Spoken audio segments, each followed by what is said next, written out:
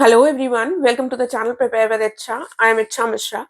इस वीडियो में हम क्या बात करने वाले हैं? इस वीडियो में बेसिकली हम यूपी पीसीएस प्रीलिम्स का जो हमारा जीएस 2 का पेपर होता है यानी कि सीसैट, उसके बारे में डिस्कस करेंगे, राइट। लेकिन उससे पहले अगर आपने अभी तक चैनल को नहीं सब्सक्राइब किया है तो प्लीज कर लीजिएगा, और अगर कर चुके हैं तो सहयोग बनाए रखिएगा। वीडियो थोड़ा सा भी अच्छा लगता है तो प्लीज इसको लाइक एंड शेयर करना मत भूलिएगा, राइट। तो आइए अब बात करते हैं सी सैट की। तो जो हमारा सी सैट का पेपर होता है वो सबसे इंपॉर्टेंट बात ये है कि वो क्वालिफाइंग नेचर का होता है, यानी कि उसको बस आपको क्वालिफाई करना है, उसके मार्क्स आपके जुड़ेंगे नहीं टोटल कट ऑफ में, ठीक है। 33% आपको मार्क्स लेकर आने हैं उसमें, राइट। और दूसरी बात ये कि नेगेटिव मार्किंग उसमें भी होती है, तभी वो थोड़ा सा टफ हो जाता है। अगर नेगेटिव मार्किंग ना हो तो फिर वो काफी आसान पेपर है। अब बात कर लेते हैं इसमें क्या क्या चीजें पूछी जाती हैं।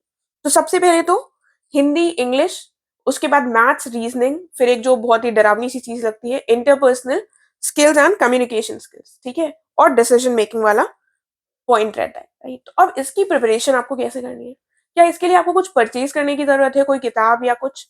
तो सबसे पहली बात ये है कि सबसे अच्छा तरीका जो सीसैट को प्रिपेयर करने का है वो ये है कि इसके प्रीवियस ईयर के पेपर्स को लगाया जाए, ठीक है। पिछले 10 साल के पेपर्स को लगा डालिए, ठीक है। तो उसमें आप देखेंगे कि कैसे मैथ्स और रीजनिंग के क्वेश्चंस पूछे गए। पहले मैथ्स और रीजनिंग की बात करते हैं। तो उसमें कैसे क्वेश्चंस पूछे गए हैं तो आप देखेंगे एक तरह का ट्रेंड है, राइट। तो कुछ उनकी आप प्रैक्टिस कर सकते हैं अलग से। अगर आपके पास कोई मैथ्स की किताब है या फिर कोई दूसरा यूट्यूब चैनल है, तो जैसे मान लीजिए बहुत सारे क्वेश्चन पूछे जाते हैं परसेंटेज से, ठीक है। तो परसेंटेज को टॉपिक फॉर एग्जाम्पल बता रही हूँ, तो परसेंटेज को आप देख लीजिए किसी मैथ्स की किताब से या फिर किसी यूट्यूब के चैनल में उन्होंने किसी भी कॉम्पिटेटिव एग्जाम के लिए, वनडे एग्जाम के लिए परसेंटेज को पढ़ा रखा हो, तो उसको पढ़ लीजिए, राइट। और ऐसे ही जो टॉपिक्स रिपीटेटिव हैं, ठीक है, और जिसमें कुछ ट्रिक्स शॉर्ट लगती हैं जिनसे आसानी से प्रश्न हो जाता है, वो आपको यूट्यूब से देखना है और उसी की थोड़ी सी प्रैक्टिस करनी है। मैथ्स और रीजनिंग के प्रीवियस ईयर के क्वेश्चंस और थोड़े से वो टॉपिक्स जो आप यूट्यूब से हेल्प ले सकते हैं, बस। इससे ज्यादा मैथ्स और रीजनिंग के लिए आपको नहीं करना। लेकिन इन केस आप उस कैटेगरी में आते हैं जिसकी मैथ्स और रीजनिंग बहुत ज्यादा पुअर है, राइट, उसका नहीं हो पाता है, तो मैथ्स में तो मैं मान सकती हूँ बहुत लोग वीक होते हैं, लेकिन रीजनिंग मुझे लगता है कि जो भी इस लेवल की प्रिपरेशन कर रहा है तो रीजनिंग के ऐसे क्वेश्चंस हैं वो जो किए जा सकते हैं, ठीक है। तो आप क्या कर सकते हैं, मैथ्स अगर आपकी वीक है तो ज्यादा मैथ्स में टाइम मत दीजिए, ठीक है। अगर आप एवरेज हैं तो थोड़ा सा टाइम दीजिए ताकि आप उसको बेटर कर सकें। इन केस आप उसमें वीक है तो आप अपने रीजनिंग को स्ट्रांग होल्ड करने की कोशिश कीजिए कि रीजनिंग का जो क्वेश्चन हो वो हमारा गलत ना हो, ठीक है। एक बात हो गई। अब बात आती है हिंदी की। देखिए हिंदी में अगर आपने आरओ का एग्जाम की प्रिपरेशन कर रहे हैं तो हिंदी आपकी वहां से हो गई है, ठीक है। और अगर आप यूपीपीसीएस का मेंस का एग्जाम आपने दिया हुआ है या आपने थोड़ी उसकी प्रिपरेशन कर रखी है तो हिंदी आपकी या तो वहां से थोड़ी बहुत हो जाएगी। कुछ चीजें एक्स्ट्रा पूछी जाती हैं, ऐसा नहीं है। और बाकी बचा हुआ आपके प्रीवियस ईयर के क्वेश्चन से आप देख लेंगे। तो इस तरह से आपकी हिंदी प्रिपेयर हो गई।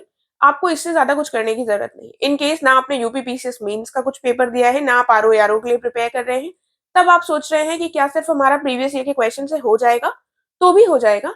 लेकिन उस केस में आप क्या कर सकते हैं, जैसे उसमें कई बार पूछ लिए जाते हैं विशेषण, विशेष्य, ठीक है।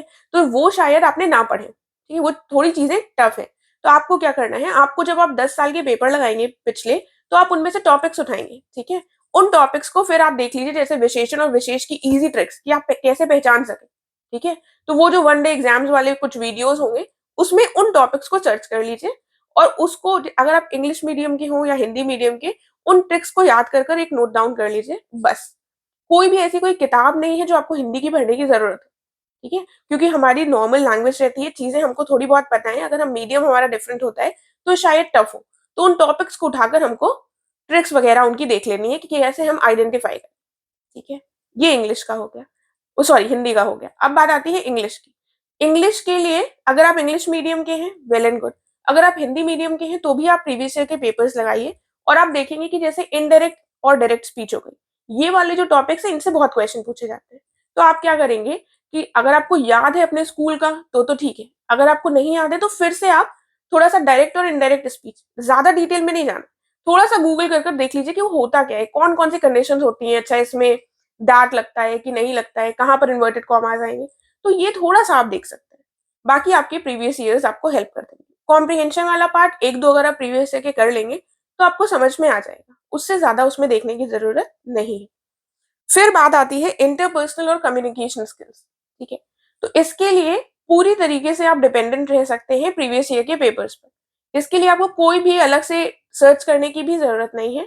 इसी को देखिए, इसमें ऐसे क्वेश्चन सब पूछे जाते हैं।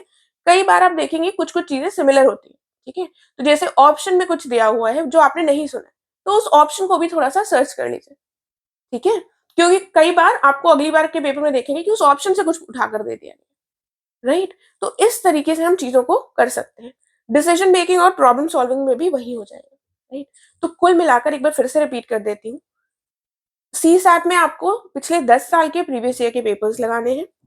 मैथ्स, रीजनिंग, हिंदी और इंग्लिश में जो भी टॉपिक्स आपको लगेंगे कि अच्छा ये वाला बहुत रिपीटेटिव है और इसका मुझे नहीं आता है, तो उसका हम थोड़ा-सा गूगल कर या फिर यूट्यूब से उसकी ट्रिक्स देख लेंगे। मैंने एग्ज़ाम्पल्स के साथ आपको उसका बता दिया है, राइट? और थोड़ी-सी प्रैक्टिस अगर आपके पास टाइम हो तो मैथ्स और रीजनिंग की कर सकते हैं ताकि उसके क्वेश्चंस में आपको टाइम ना लगे। वहाँ पर वो लोग क्या करते हैं कि थोड़ा-सा लेंथी बना देते हैं, ठीक है?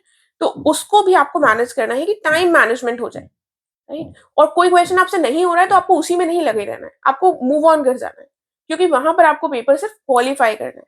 ये बहुत इंपॉर्टेंट है, कई बार हम उसी में फँसे रहते हैं और हमारे उसका आंसर नहीं निकलता और हम बाकियों के लिए जगह टाइम नहीं छोड़ते हैं अपने लिए, राइट?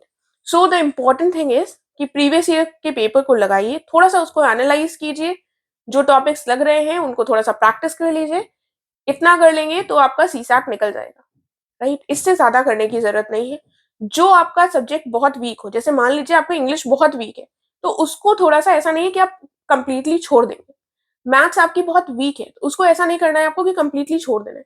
क्योंकि पॉइंट ये है, कई बार वो लोग क्या करते हैं, जैसे आपने रीज़निंग पर तो बहुत एकदम मेहनत कर डाली, राइट? तो पता चला उन्होंने रीज़निंग और ज़्यादा टफ कर दी और मैथ्स के क्वेश्चंस थोड़े-से आसान दे दी, ठीक है? लेकिन हम तो मैथ्स छोड़ कर गए थे, हमने तो सिर्फ रीज़निंग पढ़ी थी, तो हम ना इधर के रहेंगे, ना उधर के रहेंगे। इसीलिए किसी एक सब्जेक्ट को ऐसा नहीं है कि पूरा सब कुछ दे देना है और किसी एक सब्जेक्ट को पूरी तरह से छोड़ देना है। सबको हमें देना है। ये है कि जो हमारा अच्छा सब्जेक्ट है उस पर हम थोड़ा-सा कंपैरेटिवली ज़्यादा वर्क कर सकते हैं कि वहाँ हमारे क्वेश्चंस उसके सही हों। लेकिन किसी को भी मैं छोड़ने के लिए सजेस्ट नहीं करूँगी, क्योंकि थोड़ा-सा वो लोग ट्रेंड चेंज कर रहे हैं और पेपर कंपैरेटिवली हर साल हल्का-हल्का टफ होता जा रहा है, राइट? तो बैलेंस मेंटेन कर प्रीवियस ईयर के पेपर्स को एनालाइज़ कर थोड़ी-सी प्रैक्टिस कर आसानी से क्लियर हो सकते हैं। आई होप आप लोगों को समझ में आ गया होगा। इन केस कोई क्वेरी है तो आप लोग पूछ सकते हैं। साथ में यूपी पीसीएस प्रीलिम्स 2024 के लिए ही जीएस 1 का जो पेपर है उसके लिए मैं एक इंटेंसिव रिविजन ग्रुप स्टार्ट कर चुकी हूँ। 1 हफ्ता हो गया है उसको। तो सही जा रहा है ग्रुप। इन केस आप इंटरेस्टेड हो उसको जॉइन करने के लिए तो आप हमारे टेलीग्राम चैनल से जुड़ सकते हैं और उस ग्रुप को जॉइन कर सकते हैं।